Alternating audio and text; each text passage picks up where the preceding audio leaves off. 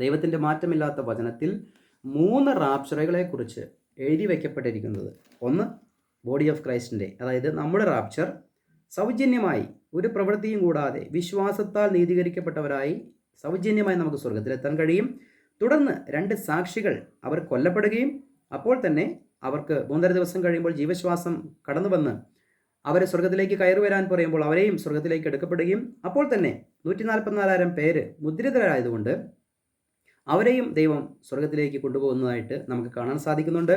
ഇതൊക്കെ എപ്പോഴാണ് സംഭവിക്കുന്നത്?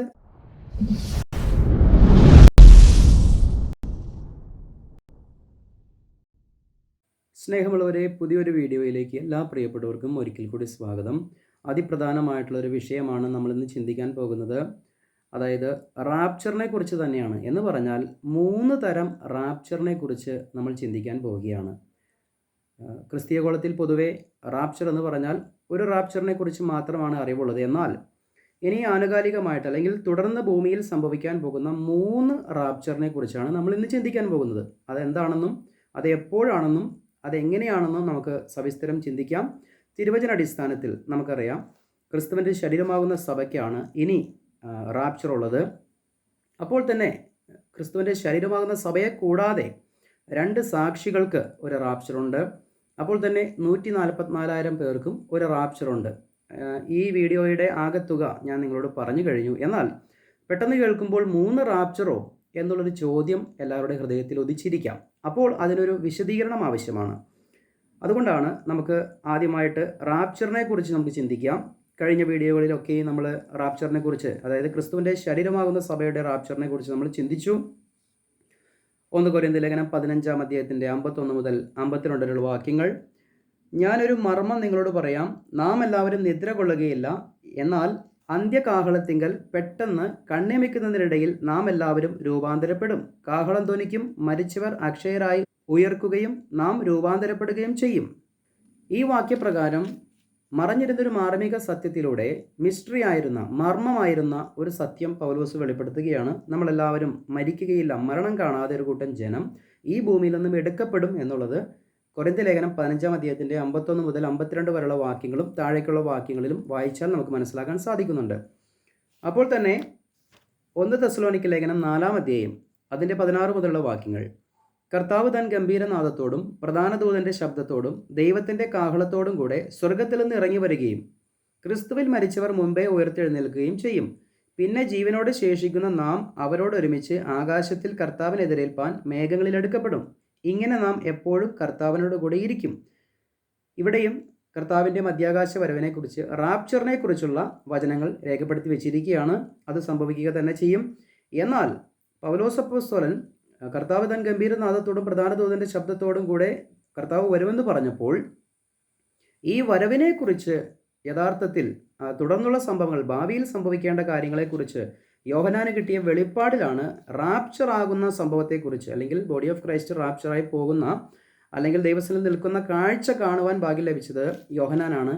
അത് യോഹന്നാൻ വെളിപ്പാട് പുസ്തകം 6-ാം അധ്യായത്തിൽ അതിൻ്റെ 6-ാം മുദ്ര പൊട്ടുമ്പോൾ, 6-ാം അധ്യായം 12-ാം വാക്യം മുതൽ 17-ാം വാക്യം വരെ വായിക്കുമ്പോൾ അവിടെ ഒരു വലിയ സംഭവങ്ങൾ ഉണ്ടായിക്കൊണ്ട്, അല്ലെങ്കിൽ 6-ാം മുദ്ര പൊട്ടിയപ്പോൾ വലിയൊരു ഭൂകമ്പം ഉണ്ടാകുന്നു, സൂര്യൻ കരിമ്പടം പോലെ കറക്കുന്നു, ചന്ദ്രൻ മുഴുവനും രക്തതുല്യമായി തീരുന്നു, അത്യവൃക്ഷം പെരുങ്കാറ്റുകൊണ്ട് കുലുങ്ങിയിട്ട് കായ്കൾ ഉതിർക്കുന്നത് പോലെ ആകാശത്തിലെ നക്ഷത്രങ്ങൾ ഭൂമിയിൽ വീഴുന്നു, പുസ്തക ചുരുൾ ചുരുട്ടും പോലെ ആകാശം മാറിപ്പോകുന്നു. ഇങ്ങനെ വലിയൊരു സംഭവം ഉണ്ടായിക്കൊണ്ട് ഈ ലോകത്തുള്ള സകല ഉന്നതന്മാരും എന്ന് പറഞ്ഞാൽ രക്ഷിക്കപ്പെടാത്ത സകലരും, അവരിൽ ഉന്നതന്മാരുണ്ട്, ബലവാന്മാരുണ്ട്, സഹസ്രാധിപന്മാരുണ്ട്, ധനവാന്മാരുണ്ട്, എല്ലാവരുമുണ്ട്. എല്ലാ കൂട്ടത്തിലുമുള്ള രക്ഷിക്കപ്പെടാത്ത ജനം അവരെ ഞെട്ടിവിറപ്പിച്ചുകൊണ്ട് ആകാശം കീറി ഒരു കൂട്ടം ജനത്തെ ഈ ലോകത്തു നിന്നും ദൈവം മാറ്റുന്നൊരു പ്രവൃത്തി, അതിനെയാണ് റാപ്ചർ. ആ റാപ്ചറിലാണ് നമ്മൾ ഓരോരുത്തരും പെട്ടിരിക്കുന്നത് എന്നുള്ളത് നമുക്ക് മനസ്സിലാക്കണം.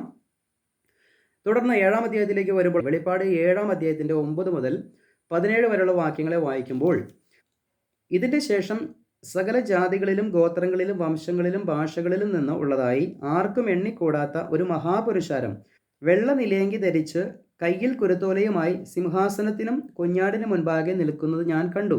രക്ഷ എന്നുള്ളത് സിംഹാസനത്തിൽ ഇരിക്കുന്നവനായ നമ്മുടെ ദൈവത്തിൻ്റെയും കുഞ്ഞാടിൻ്റെയും ദാനമെന്ന് അവർ അത്യുച്ചത്തിൽ ആർത്തുകൊണ്ടിരുന്നു. ഇതാണ് വെളിപ്പാട് 6-ാം അധ്യായം എന്ന് പറഞ്ഞാൽ ഇന്നത്തെ 2000 വർഷത്തെ ചരിത്രം അതിൽ ഉൾക്കൊണ്ടിരിക്കുകയാണ്. മേലാൽ സംഭവിക്കാനുള്ള കാര്യങ്ങൾ നിനക്ക് കാണിച്ചു തരാമെന്ന് യോഹന്നാനോട് പറയുമ്പോൾ 1-ാം മുദ്ര പൊട്ടുന്നത് മുതൽ 6-ാം മുദ്ര പൊട്ടുന്നത് വരെയുള്ള സംഭവങ്ങൾ ഏകദേശം 2000 വർഷത്തെ ചരിത്രമാണ്. എന്ന് പറഞ്ഞാൽ AD 1-ാം നൂറ്റാണ്ട് മുതൽ 2025 വരെ നിൽക്കുന്ന കാലഘട്ടത്തിലാണ് ഇതിലെ 5-ാം മുദ്ര പൊട്ടിയിരിക്കുന്ന സാഹചര്യത്തിൽ നമ്മൾ നിൽക്കുകയാണ്. 6-ാം മുദ്ര എപ്പോൾ വേണമെങ്കിലും പൊട്ടാം. എന്ന് പറഞ്ഞാൽ ഇന്ന് വേണമെങ്കിൽ, അല്ലെങ്കിൽ നാളെ വേണമെങ്കിൽ, ഏത് സമയം വേണമെങ്കിലും, ഈ ആസന്നമായി അധികം കാലതാമസമില്ലാതെ ഈ 6-ാം മുദ്ര പൊട്ടുമ്പോഴാണ് റാപ്ചർ എന്ന് പറയുന്ന സംഭവം സംഭവിക്കുന്നത്. ഏകദേശം 2000 വർഷത്തെ ചരിത്രമാണ് ഈ വെളിപ്പാട് പുസ്തകം 6-ാം അധ്യായത്തിൽ ഉൾക്കൊണ്ടിരിക്കുന്നത്. അല്ലെങ്കിൽ 2000-ൽ പരം വർഷങ്ങളുടെ ചരിത്രം 6-ാം അധ്യായത്തിൻ്റെ 1 മുതൽ 17 വരെയുള്ള വാക്യങ്ങളിൽ കിടക്കുന്നുണ്ട് എന്നുള്ളത് നമുക്ക് മനസ്സിലാക്കണം. കർത്താവിൻ്റെ വരവ് വരെയുള്ള സംഭവങ്ങളാണ്. എന്ന് പറഞ്ഞാൽ ബോഡി ഓഫ് ക്രൈസ്റ്റിൻ്റെ ജൈത്രയാത്ര ആരംഭിച്ച് റാപ്ചറായി പോകുന്നത് വരെയുള്ള ചരിത്രം ഈ 6-ാം അധ്യായത്തിൽ, വെളിപ്പാട് പുസ്തകം 6-ാം അധ്യായത്തിൽ കിടക്കുന്നുണ്ട് എന്നുള്ളത് നമുക്ക് മനസ്സിലാക്കാൻ സാധിക്കുന്നുണ്ട്.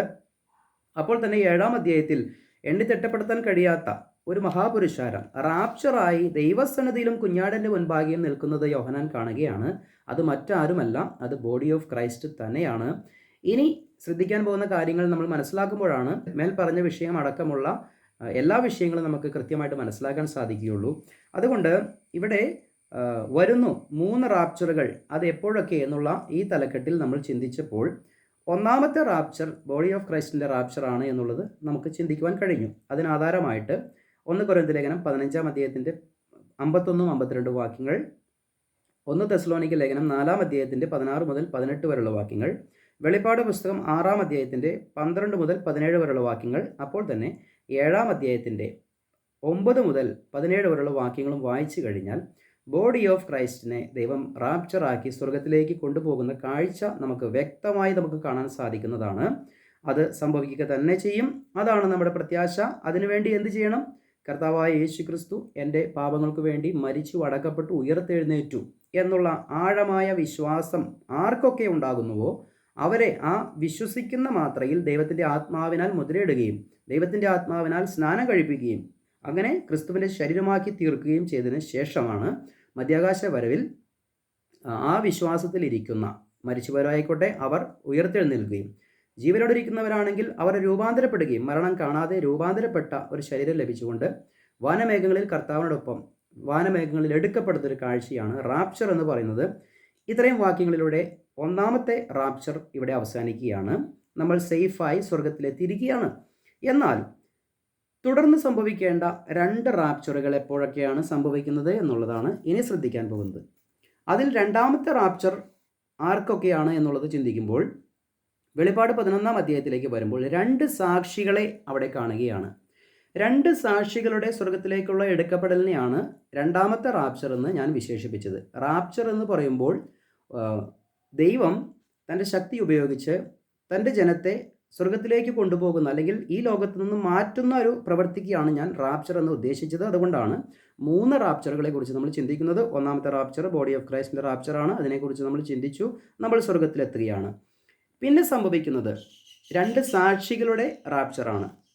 അതിനാധാരമായിട്ട് നമുക്ക് ഒരു വാക്യം വായിക്കാം. വെളിപ്പാട് പുസ്തകം 11-ാം അധ്യായത്തിൻ്റെ 12-ാം വാക്യം. ഇവിടെ കയറി വരുവിനെന്ന് സ്വർഗത്തിൽ നിന്നൊരു മഹാശബ്ദം പറയുന്നത് കേട്ടു. അവർ മേഘത്തിൽ സ്വർഗത്തിലേക്ക് കയറി. അവരുടെ ശത്രുക്കൾ അവരെ നോക്കിക്കൊണ്ടിരുന്നു. ആ നാഴികയിൽ വലിയൊരു ഭൂകമ്പമുണ്ടായി. നഗരത്തിൽ 10-1 ഇടിഞ്ഞു വീണു. ഭൂകമ്പത്തിൽ 7000 പേർ മരിച്ചുപോയി. ശേഷിച്ചവർ ഭയപരവശരായി സ്വർഗത്തിലെ ദൈവത്തിന് മഹത്വം കൊടുത്തു. നമുക്കറിയാം, ഇവിടെ എടുക്കപ്പെടലുകളൊക്കെയും സംഭവിക്കുമ്പോൾ വലിയ സംഭവങ്ങൾ സംഭവിക്കുകയാണ്. വെളിപ്പാട് പുസ്തകം 11-ാം അധ്യായത്തിൻ്റെ 12-ാം വാക്യത്തിൽ 2 സാക്ഷികളെ ഇവിടെ കയറി വരിക എന്ന് പറയുമ്പോൾ മേഘത്തിൽ അവരെ സ്വർഗത്തിലേക്ക് അവർ കയറി പോവുകയാണ്. ഇവരെ 2 പേരെയാണ് ഇവിടെ റാപ്ചർ ചെയ്യുന്നത്. അപ്പോൾ ബോഡി ഓഫ് ക്രൈസ്റ്റ് റാപ്ചറായി പോയതിന് ശേഷം 6-ാം മുദ്ര പൊട്ടുമ്പോഴാണ് ബോഡി ഓഫ് ക്രൈസ്റ്റ് റാപ്ചർ ആകുന്നത് എന്നുള്ളത് നമ്മൾ ചിന്തിച്ചു. 1-ാം മുദ്ര, 2-ാം മുദ്ര, 3-ാം മുദ്ര, 4-ാം മുദ്ര, 5-ാം മുദ്ര, 6-ാം മുദ്ര. അപ്പോൾ തന്നെ 7-ാമത്തെ മുദ്ര പൊട്ടുമ്പോഴാണ് തുടർന്നുള്ള ചില സംഗതികൾ നമുക്ക് മനസ്സിലാക്കാൻ സാധിക്കുന്നത്. 7 മുദ്രകൾ പൊട്ടുമ്പോൾ അവിടെ മുദ്രകളുടെ ന്യായവിധി കഴിഞ്ഞതിന് ശേഷം തുടങ്ങാനിരിക്കുന്നത് കാഹളത്തിൻ്റെ ന്യായവിധികളാണ്. നമ്മൾ വെളിപ്പാട് പുസ്തകം പഠിക്കുമ്പോൾ വളരെ ശ്രദ്ധിക്കണം. 7 മുദ്രകൾ, 7 കാഹളങ്ങൾ, 7 കലശങ്ങൾ. ഇതെല്ലാം ക്രമമായിട്ടാണ് സംഭവിക്കുന്നത്. 7 മുദ്രകൾ പൊട്ടിയതിന് ശേഷമാണ് 7 കാഹളങ്ങളിൽ ഒന്നാമത്തെയും രണ്ടാമത്തെയും മൂന്നാമത്തെയും നാലാമത്തെയും അഞ്ചാമത്തെയും ആറാമത്തെയും ഏഴാമത്തെയും കാഹളങ്ങൾ മുഴങ്ങുന്നത്. 7 കാഹളങ്ങളും മുഴങ്ങിയതിന് ശേഷമാണ് ഒന്നാമത്തെ കലശം, രണ്ടാമത്തെ, മൂന്നാമത്തെ, നാലാമത്തെ, അഞ്ചാമത്തെ, ആറാമത്തെ, ഏഴാമത്തെ കലശവും ഒഴിക്കുന്നത്. അപ്പോൾ നമുക്ക് ക്രമമായി അത് മനസ്സിലാക്കാൻ സാധിക്കും. ഇവിടെ 2 സാക്ഷികളുടെ എടുക്കപ്പെടൽ സംഭവിക്കുന്നത് എപ്പോഴാണ് എന്നുള്ളത് നമ്മൾ ശ്രദ്ധിക്കുമ്പോൾ, ഇവിടെ 6ാമത്തെ ദൂതൻ കാഹളമൂതുമ്പോഴാണ് ഈ സംഭവങ്ങളൊക്കെയും സംഭവിക്കുന്നത്. എന്ന് പറഞ്ഞാൽ 6ാമത്തെ കാഹളം ദൂതൻ ഊതുമ്പോൾ അവിടെ 1/3 ജനം മരിക്കുന്ന ഒരു മഹായുദ്ധം ഉണ്ടാകുന്നുണ്ട്. അപ്പോൾ തന്നെ ജെറുസലേം ദേവാലയം പണിയപ്പെടുന്നുണ്ട്. 3-ാം ലോക മഹായുദ്ധത്തിൽ ഇസ്രായേൽ ജയിക്കുന്നത് കൊണ്ടാണ് അവിടെ യഹൂദൻ ആലയം പണിയാൻ സാധിക്കുന്നത്. അങ്ങനെ പണിയപ്പെടുന്ന ഒരു ആലയത്തിൻ്റെ മുറ്റത്ത് നിന്ന്, അല്ലെങ്കിൽ ആ ആലയത്തിലേക്ക് കടന്നു വരുന്ന യഹൂദന്മാരുടെ സുവിശേഷം പറയുവാൻ ദൈവം എഴുന്നേൽപ്പിക്കുന്ന, അല്ലെങ്കിൽ 3.5 വർഷക്കാലം ശുശ്രൂഷിക്കുവാൻ വേണ്ടി, അല്ലെങ്കിൽ അവർ അമാനുഷികമായി ശുശ്രൂഷിക്കാൻ വേണ്ടി ദൈവം എഴുന്നേൽപ്പിക്കുന്ന 2 സാക്ഷികളാണ് ഈ എടുക്കപ്പെടലിന് യോഗ്യരായ 2 സാക്ഷികൾ. 11-ാം അധ്യായം 3 മുതൽ 11 വരെയുള്ള വാക്യങ്ങൾ നമ്മൾ വായിച്ചാലാണ് ഈ കാര്യങ്ങൾ മനസ്സിലാക്കാൻ സാധിക്കുന്നത്. അപ്പോൾ നമ്മുടെ റാപ്ചർ 6ാം മുദ്ര പൊട്ടിയപ്പോൾ സംഭവിച്ചു. നമ്മുടെ റാപ്ചറിന് ശേഷം 7ാമത്തെ മുദ്ര പൊട്ടും.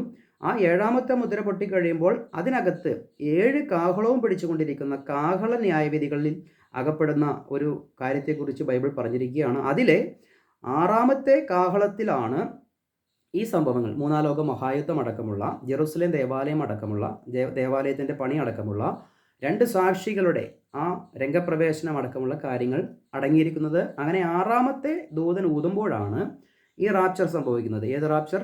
2 സാക്ഷികളുടെ റാപ്ചർ. നമുക്കറിയാം, അവരെക്കുറിച്ച് സവിസ്തരം ചിന്തിക്കണമെങ്കിൽ 3-ാം വാക്യം മുതൽ, വെളിപ്പാട് 11-ന്റെ 3-ാം വാക്യം മുതൽ വായിച്ചാൽ മതി. അന്ന് ഞാൻ എൻ്റെ 2 സാക്ഷികൾക്ക് വരം നൽകും എന്ന് ഈ യുദ്ധങ്ങളുണ്ടായി. 6ാം കാഹളം ഊതുമ്പോൾ, 6ാമത്തെ ദൂതൻ ഊതുമ്പോൾ, 3-ാം ലോക മഹായുദ്ധം ഉണ്ടായതിനു ശേഷം, ഇസ്രായേലിൻ്റെ ദേവാലയം പണിതതിനു ശേഷം, ഇവിടെ ഇതാ ആലയം പണിത് വളരെ ശക്തിയോടുകൂടെ ഇസ്രായേൽ നിൽക്കുന്നൊരു കാലഘട്ടത്തിൽ, ഇവിടെ ഇതാ ആ കാലയളവിൽ എൻ്റെ 2 സാക്ഷികൾക്ക്, അന്ന് ഞാൻ എൻ്റെ 2 സാക്ഷികൾക്കും വരം നൽകും. അവർ രട്ടെടുത്തുകൊണ്ട് 1260 ദിവസം പ്രവചിക്കും. എന്ന് പറഞ്ഞാൽ 3.5 വർഷം അവർ പ്രവചിക്കുകയാണ്. ഇവരുടെ പ്രവചനം തുടക്കം കുറിക്കുമ്പോൾ അവരുടെ 7 വർഷത്തെ പീഡയുടെ ആരംഭം കുറിക്കുകയാണ്. അപ്പോൾ 11-ാം അധ്യായത്തിൻ്റെ ആ പ്രാരംഭവാക്യങ്ങളിൽ ദേവാലയത്തിൽ നിന്നുകൊണ്ട് അവർ പ്രവചിക്കുന്നത് ആരംഭിക്കുമ്പോഴാണ് 7 വർഷത്തിൻ്റെ പീഡാകാലം ആരംഭിക്കുന്നുള്ളൂ. അപ്പോൾ വളരെ ശ്രദ്ധിക്കേണ്ട ഒരു കാര്യമുണ്ട്. ശ്രദ്ധിക്കുന്നവർക്ക് വേണ്ടി ഞാൻ പറയട്ടെ. വെളിപ്പാട് പുസ്തകം 6-ാം അധ്യായത്തിൻ്റെ 6ാം മുദ്ര പൊട്ടി നമ്മൾ റാപ്ചർ ആയതിനു ശേഷം 144,000 പേരെ മുദ്രയിട്ട്, അതിനുശേഷം 1-ാം കാഹളം, 2-ാം കാഹളം, 3-ാം കാഹളം, 4-ാം കാഹളം ഒക്കെയും ഊതി, അങ്ങനെ 6ാമത്തെ ദൂതൻ ഊതുമ്പോൾ മാത്രമാണ് ഇവിടെ ജെറുസലേം ദേവാലയം പണിയപ്പെടുന്നതും അപ്പോൾ തന്നെ 2 സാക്ഷികൾ പ്രവചിക്കുന്നതും. അപ്പോൾ റാപ്ചറിനും 2 സാക്ഷികൾ പ്രത്യക്ഷപ്പെട്ട് പ്രവചനം ആരംഭിക്കുന്നതിനും, അല്ലെങ്കിൽ റാപ്ചറിനും പീഡാകാലത്തിനും ഇടയിൽ ഒത്തിരിയേറെ സംഭവങ്ങൾ സംഭവിക്കാനുണ്ട്. ഒരു 7 വർഷത്തെ കാലയളവ് അവിടെ ഗ്യാപ്പായി കാണുന്നുണ്ട് എന്നുള്ളത് ഞാൻ 7 വർഷത്തെ പീഡാകാലത്തിനിടയിലുള്ള 7 വർഷത്തെ പ്രൊഫറ്റിക്കൽ ഗ്യാപ്പിനെ കുറിച്ച് ഞാൻ വീഡിയോ ചെയ്തിട്ടുണ്ട്. അത് ശ്രദ്ധിച്ചാൽ മനസ്സിലാക്കാൻ സാധിക്കും. അപ്പോൾ റാപ്ചറിനും പീഡാകാലത്തിനും ഇടയിൽ ഒരു 7 വർഷ സംഭവങ്ങളുണ്ട്. ഉദാഹരണമായി റാപ്ചറിനും 2 സാക്ഷികളും പ്രത്യക്ഷപ്പെടുന്നതിന് മുൻപ്, അല്ലെങ്കിൽ ദേവാലയം പണിയപ്പെടുന്നതിന് മുൻപുള്ള സംഭവമാണ് 13 മാസം നീണ്ടു നിൽക്കുന്ന ഒരു ലോക മഹായുദ്ധം. വെളിപ്പാട് പുസ്തകം 9-ന്റെ 15-ാം വാക്യം. തന്നെയുമല്ല 5 മാസത്തെ വെട്ടുകിളി ബാധ 9-ന്റെ 5-ാം വാക്യം. ഇങ്ങനെയൊക്കെ കണക്ക് കൂട്ടി വരുമ്പോൾ ഏകദേശം ഒരു 7 വർഷക്കാലം നമുക്കവിടെ ഒരു പ്രൊഫറ്റിക്കൽ ഗ്യാപ്പുണ്ട്. അതിനുശേഷമാണ് 2 സാക്ഷികൾ മഹാപീഡാകാലത്തിൻ്റെ ആരംഭം കുറിച്ചുകൊണ്ട് പ്രവചനം ആരംഭിക്കുന്നത്. അവർക്ക് എത്ര സമയമാണുള്ളത്? 1260 ദിവസമാണുള്ളത്. എന്ന് പറഞ്ഞാൽ 3.5 വർഷമാണ് അവർ ശുശ്രൂഷിക്കുന്നത്. അവർ ശുശ്രൂഷിക്കുമ്പോൾ എന്തൊക്കെയാണ് ഭൂമിയിൽ സംഭവിക്കാൻ പോകുന്നത്? അവർ ഭൂമിയുടെ കർത്താവിൻ്റെ സന്നദ്ധിയിൽ നിൽക്കുന്ന 2 ഒലിവ് വൃക്ഷവും 2 നിലവിളക്കുമാകുന്നു. ആരെങ്കിലും അവർക്ക് ദോഷം ചെയ്യുവാൻ ഇച്ഛിച്ചാൽ അവരുടെ വായിൽ നിന്ന് തീ പുറപ്പെട്ട് അവരുടെ ശത്രുക്കളെ ദഹിപ്പിച്ചു കളയും. അവർക്ക് ദോഷം വരുത്തുവാൻ ഇച്ഛിക്കുന്നവർ ഇങ്ങനെ മരിക്കേണ്ടി വരും. അപ്പോൾ തൊടുവാനോ തകർക്കുവാനോ കഴിയാത്ത രീതിയിൽ 2 സാക്ഷികളെ അമാനുഷികമായി ദൈവം എഴുന്നേൽപ്പിക്കുകയാണ്. അവരെ ആരെങ്കിലും ഉപദ്രവം ചെയ്യാൻ ആഗ്രഹിച്ചു കഴിഞ്ഞാൽ അവർ ഇന്ന പ്രകാരം മരിച്ചു വീഴുമെന്നാണ് ഇവിടെ പറഞ്ഞിരിക്കുന്നത്. അതുകൊണ്ട് ഈ ലോകത്തിന് ഇവരെ ഒന്നും ചെയ്യാൻ കഴിയില്ല എന്നുള്ളതാണ് നമുക്കിവിടെ മനസ്സിലാക്കാൻ സാധിക്കുന്നത്. താഴേക്ക് വായിക്കാം. ആരെങ്കിലും അവർക്ക് ദോഷം ചെയ്യുവാൻ ഇച്ഛിച്ചാൽ അവരുടെ വായിൽ നിന്ന് തീ പുറപ്പെട്ട് അവരുടെ ശത്രുക്കളെ ദഹിപ്പിച്ചു കളയും. അവർക്ക് ദോഷം വരുത്തുവാൻ ഇച്ഛിക്കുന്നവൻ ഇങ്ങനെ മരിക്കേണ്ടി വരും. അവരുടെ പ്രവചനകാലത്ത് മഴ പെയ്യിക്കാതെ വണ്ണം ആകാശം അടച്ചു കളയുവാൻ അവർക്ക് അധികാരമുണ്ട്. വെള്ളത്തെ രക്തമാക്കുവാനും ഇച്ഛിക്കുമ്പോഴൊക്കെയും സകല ബാധകളും കൊണ്ട് ഭൂമിയെ ദണ്ഡിപ്പിപ്പാനും അധികാരമുണ്ട്. കണ്ടോ, അവരുടെ അധികാരം കണ്ടോ? ഭൂമിയെ ദണ്ഡിപ്പിപ്പാനും അധികാരമുണ്ട്. അവർ തങ്ങളുടെ സാക്ഷ്യം തികച്ച ശേഷം ആഴത്തിൽ നിന്ന് കയറി വരുന്ന മൃഗം അവരോട് പടവെട്ടി അവരെ ജയിച്ചു കൊന്നുകളയും. അപ്പോഴാണ് 3.5 വർഷം ദൈവം ഏൽപ്പിച്ച ശുശ്രൂഷ ചെയ്യുന്നത് വരെ അവരെ തൊടാൻ കഴിയുകയില്ല. 3.5 വർഷം കഴിയുമ്പോൾ, അവരുടെ ശുശ്രൂഷ കാലയളവ് കഴിയുമ്പോൾ, ആഴത്തിൽ നിന്ന് കയറി വരുന്ന ഒരു മൃഗം ഈ 2 സാക്ഷികളെയും കൊന്നുകളയുകയാണ്. എന്നിട്ട് പറയുകയാണ്, അവരുടെ കർത്താവ് ക്രൂശിക്കപ്പെട്ടതും ആത്മീകമായ സോദോം എന്നും മിസ്രയീം എന്നും പേരുള്ളതായ മഹാനഗരത്തിൻ്റെ വീതിയിൽ അവരുടെ ശവം കിടക്കും. അപ്പോൾ ആത്മീകമായി സോദോം എന്നും മിസ്രയീം എന്നും പേരുള്ളതായ മഹാനഗരം. അപ്പോൾ തന്നെ മറ്റൊരു വിശേഷണം, അവരുടെ കർത്താവ് ക്രൂശിക്കപ്പെട്ട നഗരം. ഏതാണ് കർത്താവ് ക്രൂശിക്കപ്പെട്ട നഗരം? ജെറുസലേം. അതിൽ ജെറുസലേം നഗരത്തെ ഇപ്പോൾ വിളിച്ചിരിക്കുന്ന പേരെന്താണ്? ആത്മീകമായി സോദോം എന്നും മിസ്രയീം എന്നും. എന്ന് പറഞ്ഞാൽ റാപ്ചറിൽ എടുക്കപ്പെടാത്ത, ദൈവത്തിൻ്റെ ദാസന്മാർ പറയപ്പെട്ട സുവിശേഷം വിശ്വസിക്കാത്ത, 144,000 പേരുടെ സാക്ഷ്യം സ്വീകരിക്കാത്ത, 2 സാക്ഷികളുടെ സാക്ഷ്യം സ്വീകരിക്കാത്ത, മഹദിയാം ബാബിലോൺ ആയി തീരുവാൻ യോഗ്യരായി തീർന്ന ഒരു കൂട്ടം ജെറുസലേം നിവാസികൾ അല്ലെങ്കിൽ ഇസ്രായേൽ ജനത്തെയാണ് ഇവിടെ വിളിച്ചിരിക്കുന്നത്. അവരുടെ നഗരത്തിൽ ഈ 2 സാക്ഷികളുടെ ശവം കിടക്കുകയാണ്. എന്നിട്ട് പറയുകയാണ്, സകല വംശക്കാരും ഗോത്രക്കാരും ഭാഷക്കാരും ജാതിക്കാരും അവരുടെ ശവം 3.5 ദിവസം കാണും. അവരുടെ ശവം കല്ലറയിൽ വെപ്പാൻ സമ്മതിക്കുകയില്ല. അവരെ ശവസംസ്കാരം പോലും കൊടുക്കാതെ 3.5 ദിവസം അവിടെ റോട്ടിൽ തന്നെ ഇട്ടിരിക്കുകയാണ്, അല്ലെങ്കിൽ അവരുടെ കർത്താവ് ക്രൂശിക്കപ്പെട്ട നഗരത്തിൽ കിടക്കുകയാണ്. ഈ പ്രവാചകന്മാർ ഇരുവരും ഭൂമിയിൽ വസിക്കുന്നവരെ ദണ്ഡിപ്പിച്ചതുകൊണ്ട് ഭൂവാസികൾ അവർ നിമിത്തം സന്തോഷിച്ച് ആനന്ദിക്കുകയും അന്യോന്യം സമ്മാനം കൊടുത്തയക്കുകയും ചെയ്യും. അപ്പോൾ 3.5 വർഷം ഈ ലോകത്ത് തൊടാനോ തകർക്കാനോ കഴിയാതെ 2 സാക്ഷികൾ 3.5 വർഷം ശുശ്രൂഷിച്ചപ്പോൾ, ആഴത്തിൽ നിന്ന് കയറി വരുന്ന മൃഗം ഇവരെ കൊന്നിട്ടപ്പോൾ അതിനോടുള്ള പ്രതികരണമായി ഇവരുടെ ശവസംസ്കാരം പോലും കൊടുക്കാതെ അങ്ങോട്ടും ഇങ്ങോട്ടും സമ്മാനങ്ങൾ കൈമാറി, നമ്മളെ ബുദ്ധിമുട്ടിച്ച 2 പ്രവാചകന്മാർ മരിച്ചിരിക്കുന്നു എന്നുള്ള സന്തോഷത്തോടു കൂടെ ഒക്കെ അങ്ങോട്ടും ഇങ്ങോട്ടും സമ്മാനങ്ങൾ കൈമാറിക്കൊണ്ടിരിക്കുമ്പോഴാണ് മറ്റൊരു സംഭവം സംഭവിക്കുന്നത്.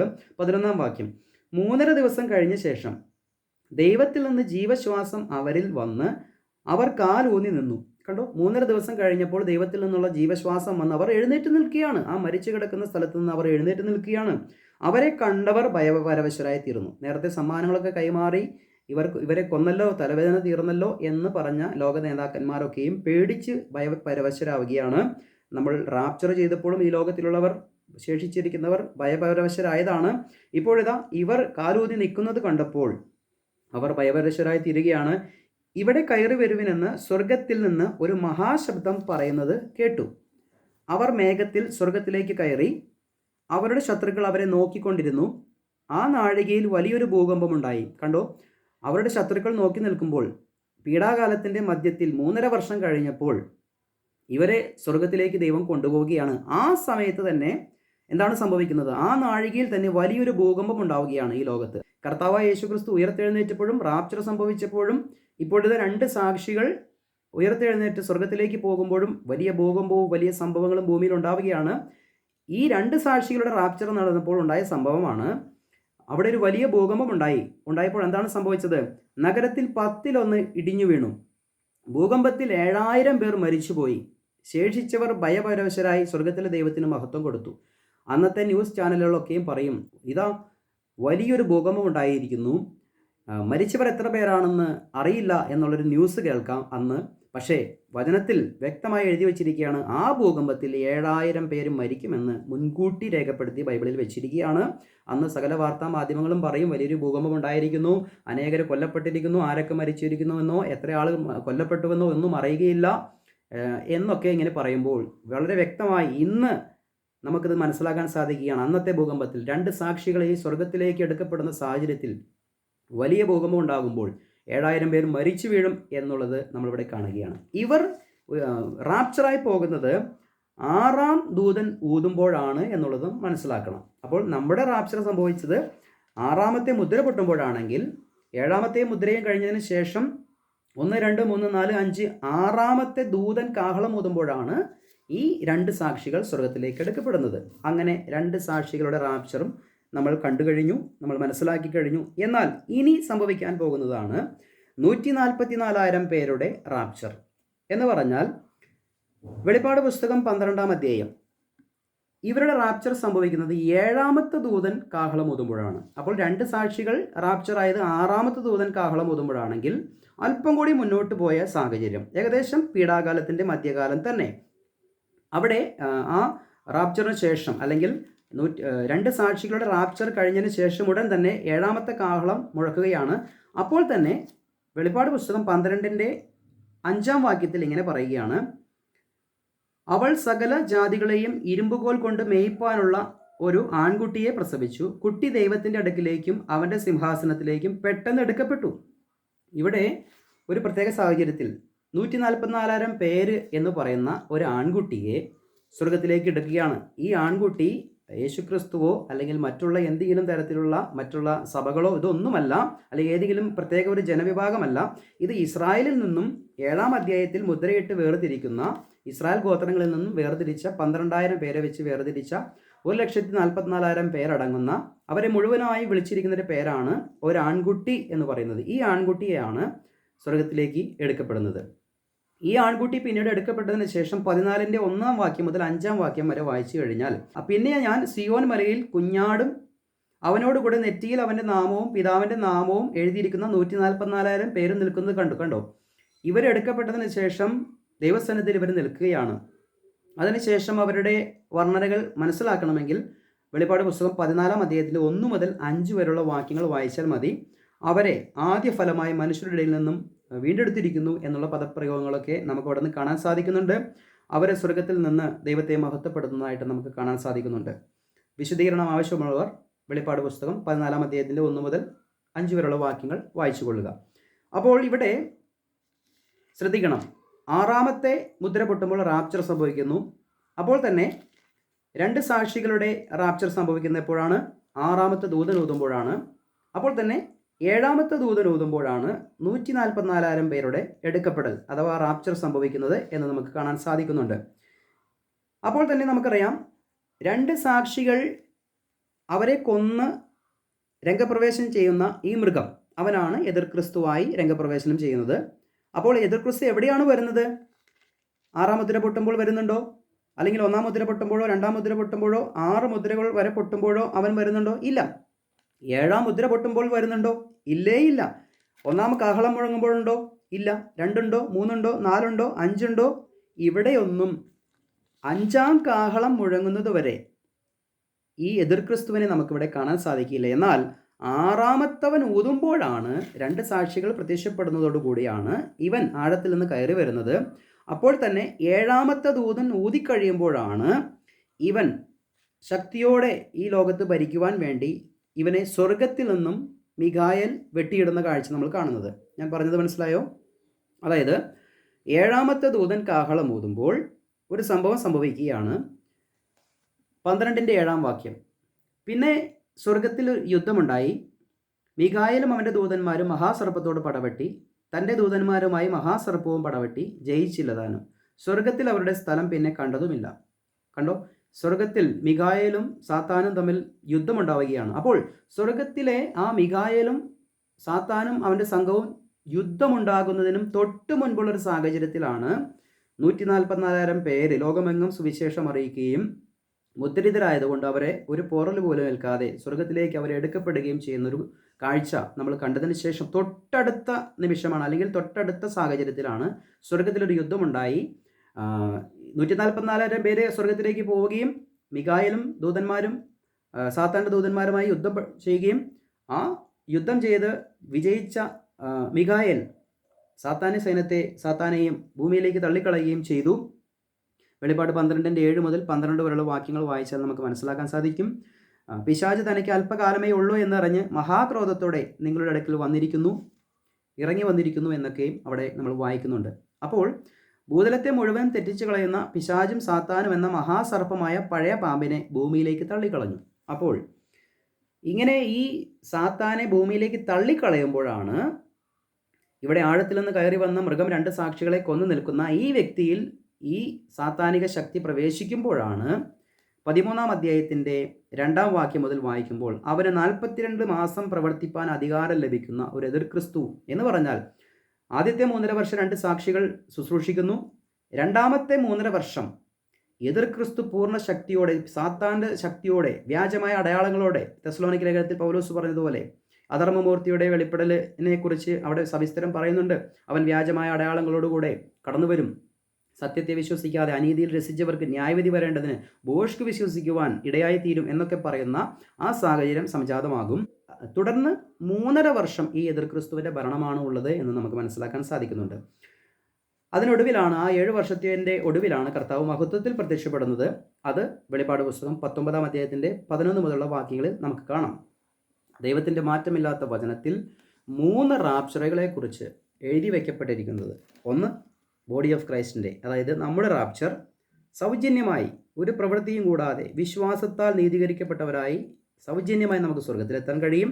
തുടർന്ന് 2 സാക്ഷികൾ അവർ കൊല്ലപ്പെടുകയും അപ്പോൾ തന്നെ അവർക്ക് 3.5 ദിവസം കഴിയുമ്പോൾ ജീവശ്വാസം കടന്നു വന്ന് അവരെ സ്വർഗത്തിലേക്ക് കയറി വരാൻ പറയുമ്പോൾ അവരെയും സ്വർഗത്തിലേക്ക് എടുക്കപ്പെടുകയും അപ്പോൾ തന്നെ 144,000 പേര് മുദ്രിതരായതുകൊണ്ട് അവരെയും ദൈവം സ്വർഗത്തിലേക്ക് കൊണ്ടുപോകുന്നതായിട്ട് നമുക്ക് കാണാൻ സാധിക്കുന്നുണ്ട്.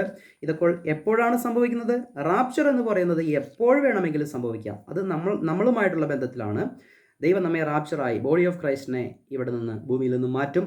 പിന്നെ ഉണ്ടാകുന്നത് 2 സാക്ഷികളാണ്. എന്ന് പറഞ്ഞാൽ റാപ്ചറിനും 2 സാക്ഷികളുടെ എടുക്കപ്പെടലിനും ഇടയിൽ ഏകദേശം ഒരു 10.5 വർഷത്തെ വ്യത്യാസമുണ്ട്.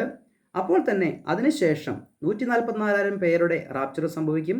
റാപ്ചറിനും 144,000 പേരുടെ റാപ്ചറിനും ഇടയിൽ ഏകദേശം 10.5 വർഷം സമയമുണ്ട്. എന്ന് പറഞ്ഞാൽ 2 സാക്ഷികൾ റാപ്ചർ ആയതിനു ശേഷം 6-ാം കാഹളത്തിലാണ് അത് സംഭവിക്കുന്നതെങ്കിൽ 7-ാം കാഹളത്തിലാണ് തൊട്ടടുത്ത കാഹളത്തിലാണ് 144,000 പേരും റാപ്ചർ ആകുന്നത്. അത് പീഡാകാലത്തിൻ്റെ മധ്യ സമയത്താണ് എന്നുള്ളത് നമുക്ക് മനസ്സിലാക്കാൻ സാധിക്കും.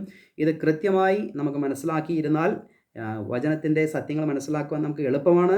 ഇത് വളരെ കൃത്യമാണോ എന്നുള്ളത് നിങ്ങൾ പരിശോധിച്ച് മനസ്സിലാക്കി നമ്മുടെ കർത്താവിൻ്റെ വരവിന് വേണ്ടി നമുക്ക് ഒരുങ്ങാം. കർത്താവ് എല്ലാവരെയും അനുഗ്രഹിക്കട്ടെ. Praise the Lord.